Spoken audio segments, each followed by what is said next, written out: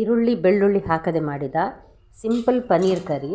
ಪನ್ನೀರ್ ಮತ್ತು ಕ್ಯಾಪ್ಸಿಕಮ್ ಹಾಕಿ ರುಬ್ಬಿ ಮಾಡಿದ ಇದು ಪನ್ನೀರ್ ಗ್ರೇವಿ. ದಯವಿಟ್ಟು ಟ್ರೈ ಮಾಡಿ.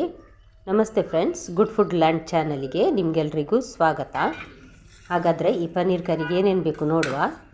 ನೋಡಿ, 1 ಚಮಚದಷ್ಟು ಗಸೆಗಸೆ, 10 ಗೇರು ಬೀಜ, 1 ಚಮಚದಷ್ಟು ಮೆಲನ್ ಸೀಡ್. ಇದನ್ನೆಲ್ಲ ನಾನು ನೆನೆ ಹಾಕಿದ್ದೇನೆ. ನೋಡಿ, ಒಂದು 10 ನಿಮಿಷ ಬಿಸಿನೀರಲ್ಲಿ ನೆನೆ ಹಾಕಿದ್ದೇನೆ ನಾನು. ಇದನ್ನೀಗ ನಾವು ಮಿಕ್ಸಿಗೆ ಹಾಕುವ. ಸಣ್ಣ ಮಿಕ್ಸಿ ಜಾರ್ ತೆಗೆದುಕೊಂಡಿದ್ದೇನೆ ನಾನು. ನೋಡಿ, ಗಸೆಗಸೆ ಹಾಕಿದೆ. ಈಗ ಇದು ಮೆಲನ್ ಸೀಡ್, ಈಗ ಗೇರು ಬೀಜ, ಇಡೀ ಗೇರು ಬೀಜ ಇದು. ಹಾಗೆ ನಾನು ಅದನ್ನು 10 ಅಂತ ಹಾಕಿದ್ದೇನೆ. ನೋಡಿ 200 ಗ್ರಾಮ್ನಷ್ಟು ಪನ್ನೀರಲ್ಲಿ 1 ತುಂಡು ಪನ್ನೀರ್ ನಾನು ತೆಗೆದುಕೊಂಡಿದ್ದೇನೆ. ಇದನ್ನೀಗ ಗ್ರೈಂಡ್ ಮಾಡಲಿಕ್ಕೆ ಮಿಕ್ಸಿಗೆ ಹಾಕುವ. ನಾವು ಈರುಳ್ಳಿ ಬೆಳ್ಳುಳ್ಳಿ ಹಾಕೋದಿಲ್ಲ ನೋಡಿ, ಗ್ರೇವಿ ತುಂಬ ಬರ್ತದೆ ಇದರಲ್ಲಿ. 1 ಸಣ್ಣ ತುಂಡು ಶುಂಠಿ, 1 ಅರ್ಧ ಕ್ಯಾಪ್ಸಿಕಮ್ ಮೀಡಿಯಮ್ ಸೈಜ್ ಇದು. ನೋಡಿ, ಇದನ್ನು ಸಹ ತುಂಡು ಮಾಡಿ ಹಾಕ್ತೇನೆ ನಾನು. ಇದಕ್ಕೆ ಬೇರೇನು ಹೆಚ್ಚು ಮಸಾಲೆ ಇಲ್ಲ. ನೋಡಿ, ಇದನ್ನು ಸಹ ಹಾಕಿದ್ದೇನೆ ನಾನೀಗ ತುಂಡು ಮಾಡಿ. ಈಗ ನಾವು ಸ್ವಲ್ಪ ನೀರು ಹಾಕಿ ಇದನ್ನು ನುಣ್ಣಗೆ ರುಬ್ಬುವ. ನೋಡಿ, ನುಣ್ಣಗೆ ರುಬ್ಬಿದ್ದೇನೆ ನಾನು. ಕಲರ್ ಚೆನ್ನಾಗಿ ಬಂದಿದೆ ಇದರಲ್ಲಿ. ಈಗ ನೋಡಿ, ಇದು ಹದ ಬಿಸಿ ಇರುವ ನೀರು. ಇದಕ್ಕೊಂದು ಅರ್ಧ ಚಮಚದಷ್ಟು ಕೆಂಪು ಮೆಣಸಿನ ಪುಡಿ, ಸ್ವಲ್ಪ ಅರಸಿನ ಪುಡಿ, ಸ್ವಲ್ಪ ಉಪ್ಪು ಹಾಕಿದ್ದೇನೆ. ಇದು ನೀರೀಗ ತುಂಬ ಬಿಸಿ, ನೀರು ಬಿಸಿ ಇದೆ. ಈ 2 ಟೇಬಲ್ ಸ್ಪೂನ್ನಷ್ಟು ಎಣ್ಣೆ ಹಾಕಿದ್ದೇನೆ ನಾನು. 2-3 ಟೇಬಲ್ ಸ್ಪೂನ್ ಇರಲಿ. ನಮಗೆ ಬೇಕಾದ ಶೇಪಲ್ಲಿ ಪನ್ನೀರನ್ನು ಕಟ್ ಮಾಡಿ ಹಾಕಿ ಅದನ್ನು ಸ್ವಲ್ಪ ಹುರಿಯುವ, ಲೋ ಫ್ಲೇಮಲ್ಲಿಟ್ಟು. ಯಾಕಂದರೆ ಅದು ಜಾಸ್ತಿ ಹುರಿಬಾರ್ದು ನೋಡಿ, ಹುರಿದ್ರೆ ಅದು ಗಟ್ಟಿ ಆಗ್ತದೆ ಪನ್ನೀರು.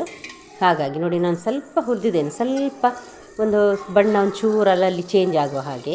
ಈಗ ನಾನು ಒಂದು ಪ್ಲೇಟಲ್ಲಿ ಅದನ್ನು ತೆಗೆದಿಟ್ಟು ಆ ಪನ್ನೀರನ್ನು ನಾವು ಮೆಣಸಿನ ಪುಡಿ ಎಲ್ಲ ಹಾಕಿಟ್ಟ ನೀರಿಗೆ ಅದೀಗ ಸ್ವಲ್ಪ ಹದ ಬಿಸಿ ಇದೆ ಅದಕ್ಕೆ ಹಾಕಿದ್ದೇನೆ ನೋಡಿ.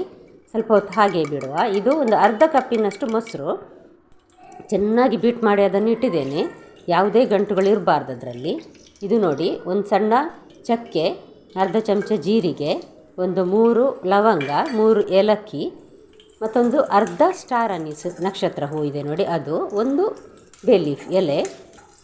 ಈಗ ನೋಡಿ, 1 ಕಾಯಿ ಮೆಣಸನ್ನು ಸಹ ಹಾಕಿ ನಾನಿದು ಲೋ ಫ್ಲೇಮಲ್ಲೇ 1 ನಿಮಿಷದಷ್ಟು ಹುರಿತೇನೆ. 1 ನಿಮಿಷ ಸಹ ಬೇಡ ನೋಡಿ, ಅದು ಕಾಯಿ ಮೆಣಸು ಚೂರು ಅಂತದೆ ನೋಡಿ, ಆವಾಗ ಸಾಕು. ಈಗ ಒಂಚೂರು ನಮಗೆ ಎಷ್ಟು ಖಾರ ಬೇಕು ನೋಡಿ ಅಷ್ಟು ಮೆಣಸಿನ ಪುಡಿ ಹಾಕುವ. ನಾನು ಸ್ವಲ್ಪ ಹಾಕಿದ್ದೇನೆ.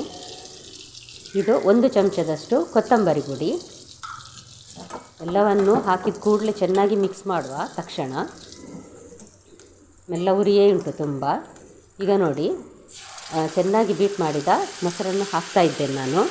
ಇದನ್ನು ಹಾಕಿ ಈಗ ನಾವು ಕೈ ಬಿಡದೆ ತಿರುಗಿಸ್ತಾ ಇರಬೇಕು. ಮೊಸರು ಚೆನ್ನಾಗಿ ಹುರಿದು ಅದರಲ್ಲಿರುವ ಎಣ್ಣೆ ಅಂಶ ಎಲ್ಲ ಹೊರಗೆ ಬರ್ತದೆ ನೋಡಿ.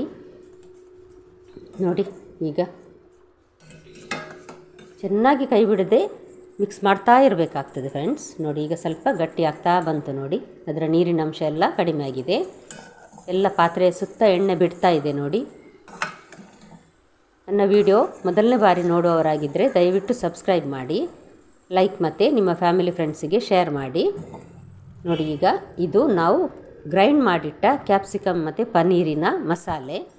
ಇದನ್ನು ನಾನೀಗ ಹಾಕಿ ಇದನ್ನು ಸಹ ಸ್ವಲ್ಪ ಹೊತ್ತು ಹುರಿತಾ ಇದ್ದೇನೆ. ಸ್ವಲ್ಪ ಹಸಿ ವಾಸನೆ ಹೋಗುವವರೆಗೆ ನಾವಿದನ್ನು ಮಿಕ್ಸ್ ಮಾಡಬೇಕು. ಗ್ಯಾಸಿನ ಉರಿ ಲೋ ಫ್ಲೇಮಲ್ಲೇ ಇರಲಿ. ಸ್ವಲ್ಪ ಹೊತ್ತು ಹುರಿಬೇಕಂದ್ರೆ ಸ್ವಲ್ಪ ಎಣ್ಣೆ ಬಿಡ್ತದೆ ಪಾತ್ರೆಯ ಪಕ್ಕದಲ್ಲಿ. ನೋಡಿ, ರುಚಿಗೆ ತಕ್ಕಷ್ಟು ಉಪ್ಪು ಹಾಕಿದ್ದೇನೆ. ಈಗ ನೋಡಿ, ಗಟ್ಟಿಯಾಗ್ತಾ ಬರ್ತಾ ಇದೆ. ಗಟ್ಟಿಯಾದಾಗ ನಾವು ಅದು ಮೆಣಸಿನ ಪುಡಿಯ ನೀರಲ್ಲಿ ಹಾಕಿಟ್ಟಂಥ ಪನ್ನೀರ್ ಪೀಸನ್ನು ಹಾಕಿ ಅದರಲ್ಲಿರುವ ನೀರನ್ನೇ ಒಂದು ಅರ್ಧ ಗ್ಲಾಸ್ನಷ್ಟು ಹಾಕಿದ್ದೇನೆ ನಾನು. 1 ಕುದಿ ಬಂದರೆ ಸಾಕು, ಜಾಸ್ತಿ ಕುದಿಸಬೇಕಾಗಿಲ್ಲ. ಕೊತ್ತಂಬರಿ ಸೊಪ್ಪು ತುಂಬ ಹಾಕಿದ್ದೇನೆ. ಇದು ರೋಸ್ಟ್ ಮಾಡಿದ ಕಸೂರಿ ಮೇಥಿ, ಅದನ್ನು ರೋಸ್ಟ್ ಮಾಡಿ ಪುಡಿ ಮಾಡಿ ನಾನು ಹಾಕಿದ್ದೇನೆ. ಇದು ಒಳ್ಳೆ ಪರಿಮಳ ಕೊಡ್ತದೆ. ಈರುಳ್ಳಿ ಬೆಳ್ಳುಳ್ಳಿ ಹಾಕದೆ ಮಾಡಿದ ಪನ್ನೀರ್ ಕರಿ ರೆಡಿಯಾಗಿದೆ ಫ್ರೆಂಡ್ಸ್. ನಾಳೆ ಇನ್ನೊಂದು ಹೊಸ ಅಡುಗೆಯೊಂದಿಗೆ ನಿಮ್ಮನ್ನು ಮತ್ತೆ ಭೇಟಿ ಆಗ್ತೇನೆ. ನಿನ್ನೆ ಶಾವಿಗೆ ರೆಸಿಪಿ ಹಾಕಿದ್ದೇನೆ, ದಯವಿಟ್ಟು ಅದನ್ನು ನೋಡಿ. ಧನ್ಯವಾದ.